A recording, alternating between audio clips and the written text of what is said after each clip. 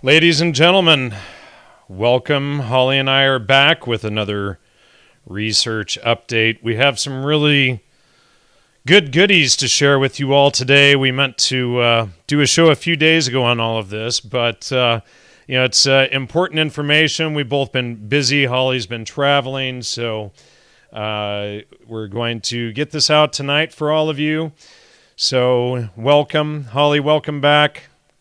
Hey, thanks. So, yeah, we actually did do a show on May 1st, but it was not about May Day. And after we finished that show, we were like, wow, we should have done a show about May Day. So we've put it off a few days, but there's some interesting information about the latest May Day. And, if you've been watching some of our previous videos, we've talked about May Day in the past, connecting it to Salem. So it's going to be interesting. Yeah, so it's interesting because May Day has a lot of connections, and we're used to hearing May Day, like May Day, a call for help, and we're going to be going into that as well. Excuse me. Now I have burps from the San Pellegrino. Good job. So with the May Day call, and thanks to Lauren for sending us some great notes and breakdown of the French. She's got a master's degree in French and is a French major or whatever. And so she really broke it down that the official claim that May Day sounds like French to help is really just nonsense. So we're going to go into that. We're also going to be tying all of this into, from the Mayflower and Walpurgisnacht and into modern-day communism. Well, we're going to go back even further. I even pulled up talking about the May Day pole. There's even connections to that, to the Hebrew Bible, the Old Testament. So it goes way back up into just the other day on May 1st, effigy of Trump was burned. All right, so let's get into this. Let's start with the Asherah Pole. Okay, so this is something I found out about recently. We've been discussing. So we were talking about the May Day pole, and with our connections to Salem, we found out that the Puritans had like this love-hate relationship with ancient paganism, and the May Day pole, which you might, our audience might know about. Usually they have like little kids go around a pole with ribbons, and it weaves a pretty pattern around a giant pole. Well, this goes back to something called the Asherah Pole, and Asherah was actually the consort of Baal or Baal. So let's see if I can pull this up. Asherah Pole is mentioned a couple times in the Bible, and they were the people, the Hebrews were told not to be putting up the pole and not to be worshiping this Asherah and putting it up. So it's mentioned, Asherim mentioned in Exodus, Deuteronomy, Judges, Book of Kings, Book of Chronicles, Isaiah, Jeremiah, and Micah. So there's several mentions of Asherah. And do not set up any wooden Asherah poles beside the altar you build to the Lord your God, or as in living trees. You shall not plant any tree as an Asherah besides the altar of the Lord your God, which you shall make. So it talks about these big tree poles. And of course, this kind of connects into the Christmas rituals as well, putting up a Christmas tree. But it's definitely very blatant with the Asherah May Day pole. And it's very clearly a Canaanite ritual, and figures predominantly in Judean rituals as well, which we see actually in breakaway groups from the Puritans in Massachusetts, in the 17th century, such as the Marymount under Oh shoot! What was his name? Thomas Morton. Thomas So Morton. Thank you. yeah, so we were looking up Puritans, and we kept noticing these pagan overtones. So if you think about the Puritans, we think of these strict Christians who had, the Puritan work ethic. Well, it seemed as though the Puritans going back to England under Cromwell and even during Shakespearean times were putting up maypoles in England. And it appears as though this trend continued to Marymount, which is it's now in modern day Quincy, Massachusetts. A Puritan rebel named Thomas Morton put up, he called it the New Canaan, which is a reference to Asherah and the Bible, of course. And they put up the May Day pole. They were gallivanting with the native people, drinking, etc. And I had first heard about the legend of Marymount and the May Day pole from this. I have this American Folklore and Legends book here. It's just like a Time Life, like kids book. And they talk about the Marymount, the May Day pole, also Nathaniel Hawthorne, who was the great-grandson of a couple of judges in the Salem witch trials. Nathaniel Hawthorne wrote extensively about the Puritans, wrote fiction, and he wrote about Marymount and the Marymount May Day pole, and really popularized the modern perception of the Puritans and the May Day pole. So let's see here with Puritans and the May Day pole. All right, so now when we get, and I was just showing a lot of the imagery on screen, showing the connections to that and showing Thomas Morton. And now, again, there were several breakaway groups. So we have the Marymount Breakaway from the Puritans, and there was also the Fifth Monarchists, the, who were the others? Muggletonianism from the, which we went into some of these other ones. The Diggers and Levelers were another one, the Ranters. So these are all groups that are all breakoffs of the Jewish Puritans out of the Massachusetts area. So, again, they were originally based from the Purim. Now, the Purim, that's, a whole other thing that we should probably get into, but a lot of this seems to be, associated with the Purim as well. So the Diggers were basically promoting modern day communism. So they were going to what they perceived as common lands in England and literally digging up the earth and promoting the open ownership of land, planting on that land. And you have talked about, you've exposed modern day diggers, the hippie movement. So, and then how that all connects to communism. All right. So got to stop reading everybody's comments in there. Okay. So now, interestingly, when we get into May Day, it also ties, of course, to the Mayflower. Of course, the Mayflower was the Mayflower Compact.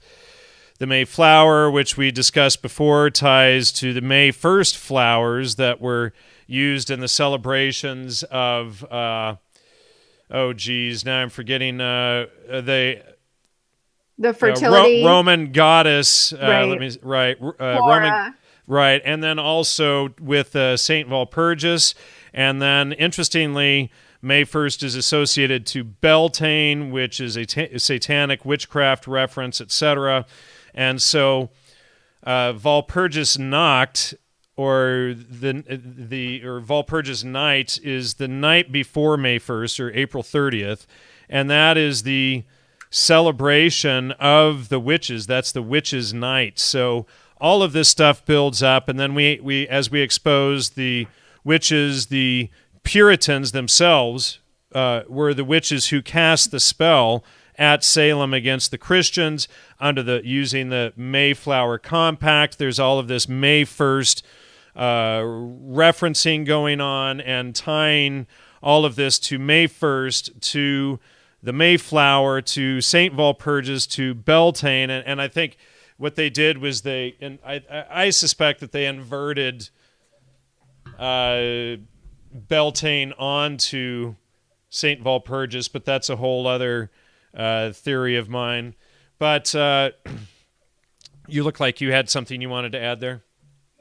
Well, I just, anecdotally, I love the month of May. It really did, like, May 1st. And when I came back, I just came back from visiting you in California. I come back to Maine and everything is completely in bloom right now. So it's it's always an interesting time. And then to tie that in with pagan rituals going back to ancient times to the founding of the United States. And then every single year in a major city, there's some sort of riot or some sort of fire, and it ties in with the Beltane fires. If you follow Beltane, like the modern Gardenian Wicca and everything like that, you have the Beltane fire, and it's a fertility celebration.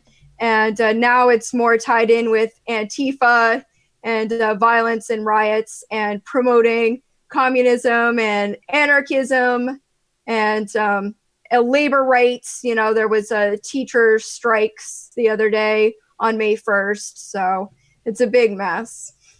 Now, why would May 1st be tied with communism and Beltane and Satanism and witchcraft? Now, when we look at the Massachusetts Bay Colony and the Massachusetts Commonwealth, Commonwealth means, it's another word for saying communism, commonwealth. And the Massachusetts Bay Colony did implement a communist commonwealth in the 1600s that failed immediately. It failed, like every communist project fails. It failed shortly after. And it was through Oliver Cromwell, the Commonwealth had been brought into England after the assassination and decapitation of King Regicide. Exactly, of King Charles I. And so with that, they brought in communism or the Commonwealth into England, and then Judaism had been outlawed and banned in most of Europe, and then Jews fleeing Europe, etc., they were coming to the Massachusetts Bay Colony often, and so this area, the Puritans or the Purim, they came to the New Promised Land, where they created, or they considered themselves the new Israelites coming to the New Promised Land, and so they were bringing their communist ideas here. The Massachusetts Bay Colony charter established. Their compact established the Harvard University or Harvard College, and established all of these things that were set into motion that became the Salem witch trials, that became the Enlightenment movement, which led to separation of church and state and the foundation of the United States, etc. So all of this is based on the Mayflower Compact, on this witch's spell of May 1st of Beltane and Walpurgisnacht. It's all based on these same references here. So I think people need to look into as well when people talk about common law. So the Commonwealth was established under Oliver Cromwell, and then Massachusetts is still to this day called the Commonwealth of Massachusetts. And it was interesting that Thomas Morton, who founded the colony of Marymount, after his colony was disbanded, taken apart, the Mayday pole was taken down, he went back to England and advocated for the Pilgrims to be disbanded and for the Massachusetts experiment to be officially turned into the Massachusetts Bay Company. So he ultimately promoted the company of the Commonwealth in Massachusetts. So I think he, call me a conspiracy theorist, but I think he was controlled opposition. And I think we see this common thread with the Commonwealth, the idea of Commonwealth or communism all being controlled opposition to promote a consolidation of power. And ultimately, that's anyone who's calling for anarchism or communism is ultimately calling for a consolidation of power. Right. They're calling for this whole globalist agenda that they want to break you see all of this action going on to break and destroy the federal government, to blame the federal government for the bankers that took over, etc. But the idea with destroying the federal government is to prepare for the UN and globalist takeover of the country. If there's no, if we have no way to protect ourselves, which is exactly what the bankers and these globalists want.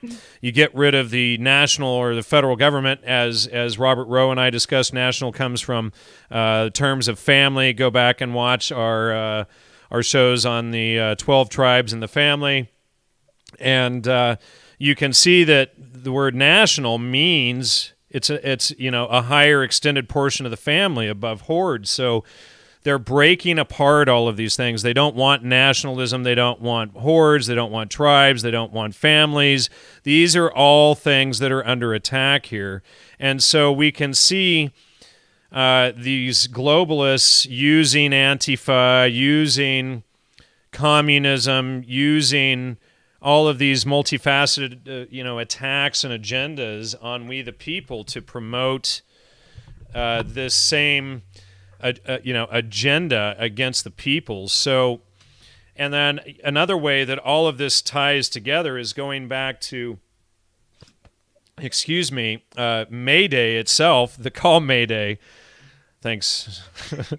But I didn't grab regular water. So May Day, when you call May Day, which is a call for help, as is claimed, it's an ironic call for communism. And the official story is that it was coined by Frederick Stanley Mockford, and he was a member of the Royal Air Force, service number 11069, and falsely claimed that it came from the French Madère, the international call for help. And so officially, and they flatly deny this, that it's a tie for communism.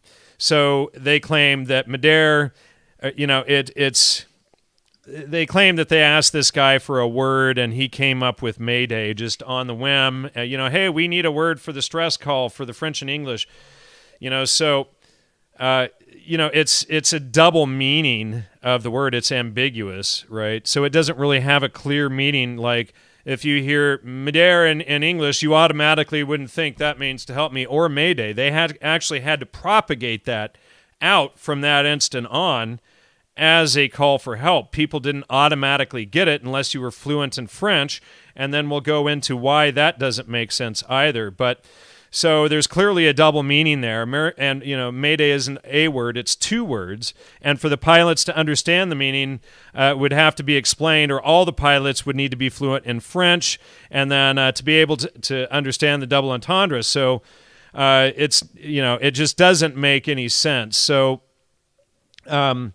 and this is from Lauren. Adhere is the infinitive form of the verb which translates to help. The ending of all infinitive ER verbs pronounced a, or excuse my French, and Lauren, please forgive me for slaughtering this. Maybe I should have Holly reading this because Holly actually speaks French. But rendering adhere phonetically as ade, Madère adds the direct object pronoun am to its construction, which is then translated to help me. One would find this grammatical construction as in a pretense indicative, in a present tense indicative sentence, a sentence that indicates something happens in the present. Il peut m'aider avec mes devoirs. Excuse me, it's been 25 years since I've spoken any French, which translates, can you help me with my homework? Okay, so in English, whether you are talking about how someone can help you with a benign task, or if you are screaming for help from a sinking ship, it would grammatically stay the same in both cases, with the likely addition of an exclamation point to the latter case. Help me. In French, however, a specific grammatical distinction is made. If you are screaming for help in French, you are doing it in the imperative tense. To the person screaming for help, it is imperative that they receive it or else. In the imperative tense, the verb comes first, the object second. The pronoun is then changed from a direct object pronoun, im, to an indirect object pronoun, moi. Then ader is conjugated into the second person plural from adez, pronounced ade, just like the infinitive form. This changes the present tense indicative mader to an imperative command, adez moi. Further still, if one were in danger with their crew, you would need more than just yourself rescued. In this case, one would say, adez nous, meaning help us. So, as we can see, the entire official history. Oh, I see there's a couple of donations there. Thanks, guys. From John and Zed. Wish it could be more. And a shekel for the bad goy, John says. Thanks. And maybe I shouldn't have read that. But anyway, so thank you for the support, guys. But as we can see, this whole construct around Madeira not being tied to communism and not being tied to Beltane and Walpurgisnacht and not being, the ironic call for communism is just nonsense. So he's talking about May Day. So thanks everyone for the donations, and if you get a chance, you can like and share this video, etc. Because you're not going to find any information about May Day like this. We're going back from ancient times up into modern interpretations of May Day. So in the United States, and in Europe, it's been tied in a lot with Antifa, the group Antifa. Can I talk about that for a second? Go ahead. All right. We should mention, people should subscribe to the channel and hit the little bell because they do unsubscribe from people from both of our channels, etc. Yeah, exactly. So it happens all the time. So and spread the videos around, share them, support the show, help donate there. So let's hear about Antifa. Okay, so on my channel, I've done a lot of videos being critical of Antifa over the past couple of years, and they seem to just kind of pop up out of nowhere over the past couple of years. They claim lineage to early movements about 100 years ago. Usually they promote anarchism, communism, and socialism. So they call themselves alt-left or far-left, and they engage in violence tactics. And I'm sure the audience knows that a lot of these people, they all wear black. They call themselves Black Bloc. They cover their faces like cowards, and they set fires. And they've been super active in places like Seattle and in Paris, France. They cause mayhem every single year. Mayhem. That's interesting. I say that. So the 2017 May Day protests were especially violent. They were in Olympia, Washington, Portland, Oregon, Chicago, DC, Las Vegas, Los Angeles. They weren't as big this year, but they claim to have ties back all the way to Weimar, Germany, and then the punk movement, the skinhead movement, and then unfortunately all the pictures I have up are from May 2017. I'll have to Yeah, so this one is 2018 here. So anyway, so most recently this year that they've been really focused on opposing President Donald Trump, and from a lot of research that I've done, a lot of them are tied in with funding from George Soros. A lot of these people are paid provocateurs, and that's Absolutely. Why they cover their face. A lot of times they look they have the same boots, the same backpacks, the same black pants, same shirts and bandanas, almost as if they're hired. A lot of people claim that, right, exactly, they're bussed in from other states.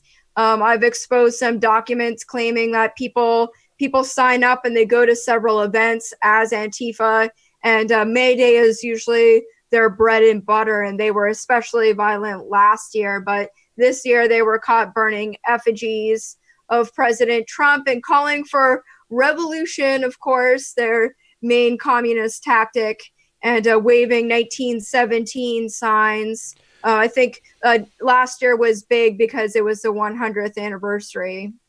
Now, we should remember that the Bolshevik communists murdered upwards of 70 million people in Russia when they took over. So these are the kind of crazies we're talking about. I mean, Maoist communist parties, long live May Day. Obviously May Day is associated to communism and these groups, etc. So, yeah, we can see they're all wearing the same type of clothes. They got the uniform, the black pants. Clearly they're cowards. They're, pay, whatever. And so, it's just always the same type of stuff. So here we see him hanging this effigy with the communist sign again. And you see the clenched fist nonsense with, what's his name, who ran for president? I've already forgotten. Bernie Sanders? Yeah, Bernie, he goes around with the clenched fist. That's the communist symbol that they murdered 70 million people under. So, this is the kind of stuff that is being, promoted. And you can see that these are not peaceful protesters. These are people that are, promoting an agenda. And the agenda is violent communist takeover. It's the destruction of nationalism for the open takeover by the UN and globalists. Hey guys, if you want to throw a super chat over here, that might be cool. Just saying. So I think I've pulled up as well, if I can see this. Jan, you want to talk about what happened in Paris real quick? And I'm going to pull up something about Antifa that I found out about. What would you like me to say about Paris? Just that there were fires and it looks like people got injured, etc. Yeah, well, and I did have the one up a minute ago from last year. Oh, we should mention that the image from last year of the policeman burning, that is from May 1st last year. I believe that was Antifa again then, and they burned several police officers. No doubt they're very proud of this, So there's a strong connection between Berkeley, the College of Berkeley, California, and the Antifa movement. So a lot of people might have heard about, he's a professor named Eric Clanton, Clanton. He was put into jail. He was arrested. He's a Bay Area college professor. He used a U-shaped bike lock to beat people over the head. So he was found out, he was an adjunct professor at Berkeley, and he dressed up as Antifa. So a lot of this violence is perpetuated by people within colleges. So he remained in custody. There was an over $200,000 bail in the Berkeley jail, and he had been charged with bashing people over the head. There were videos of him beating people and creating significant injuries to people's heads, and people recognized him by his ponytail, even though his face was covered. And so he earned his bachelor's degree at California State University in Bakersfield and his master's at San Francisco in philosophy, and he was employed. So there's a strong connection between Antifa and social justice promotion within colleges, and promoting this violent communism that they want. And May Day is usually a time that they really push for it. And I just wanted to say thanks to Anthony for the super chat there and the support. Anthony seems to always run to the rescue for us. I mean, I think, what was it, show before last, you donated like 60 or 70 bucks. Like every couple of minutes. So thanks, dude. We really appreciate all your support. It's awesome. If you ever want a postcard or whatever, send your address to Jan and we'll send you a little thank you note, okay? Yeah, that'd be cool. Indeed. All right, so let's see. What else do we have to cover on... Do you have the article about the LA Antifa group burning the Trump effigy? I just showed it on screen. Share? Yeah. Oh, okay. I showed it a minute ago. When I think, hold on just a second.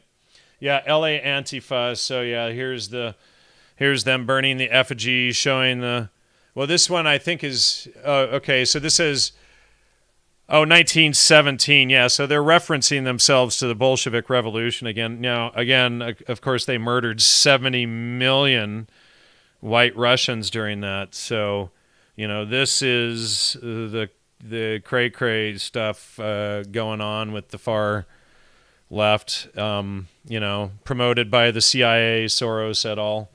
So basically, they're promoting open borders right now. Like a lot of this was they were fighting against ICE, the organization, the government organization, and also they were joining in with teachers' unions this time around. So it was basically only really violent in LA and in Paris this year, but we'll see. And the mainstream news, there's one article that says, sorry, fears of far right violence as U.S. gears up for May Day. So this is Al Jazeera and some other mainstream news who's picking up on this. Like they're not concerned about the Antifa people who are all hired stooges burning things. Well, they usually attack Starbucks for some reason. Maybe there's some sort of insurance policy hookup. And they also love to burn cars and attack police. But the mainstream news goes crazy when far right groups in Los Angeles and Seattle have announced plans to rally against the May Day events. So they claim, this article claims that they're a group called Proud Boys, and I don't care for them personally. That's like they're based off of some Canadian group. I think that they're a controlled opposition. But the fact that the mainstream news is freaking out that people would have counter protests to the violence. People are openly people promoting. Who are defending us from the psychopathic Antifa groups, but they're worried about, the guys standing up for everyone and protecting us from these guys, not the guys committing the terrorist violence and attacks and hitting people, professors hitting people, beating people up, etc. They're worried about these guys. Yeah, so we're, my guess is that we're going to continue to see violence every single May Day. And it's a really strange time of year and a strange holiday, if you will. I think there have been attempts to squash it over the years, but there's always seems to pop up in Europe and the United States. No doubt Soros and CIA funded. So... so anyone, please throw us donations, whatnot. We appreciate all the support for the show. And do we have more we want to go into? Did we pretty well cover it all? I think that's a pretty good overview. Maybe we should have organized our thoughts a little bit more, but I think the audience gets it. I think we should have bullet points instead of long descriptions. That's the thing. Yeah. All right. Well, thank you all for your support, for watching the show today. And, oh, wow, thank you, Ernesto, for the $100 super chat just now. We really appreciate that. Ernesto is rocking it. He just helped me out on my channel, so thank you. Wow, thank you, Ernesto. We really appreciate it, both of us. That'll go to help paying for the trip. I need to go out and see Holly in a couple weeks here, so thank you so much for that. We're gonna do maybe we'll do some show. Maybe we'll film something in Salem. What do you think about that? Yeah, that would be cool. Oh, hey, I belong in the kitchen. Would love some more soap, by the way. Anyway, I'll talk to you about that sometime. Anyway, thanks everyone in there, and we'll see you all soon. Bye.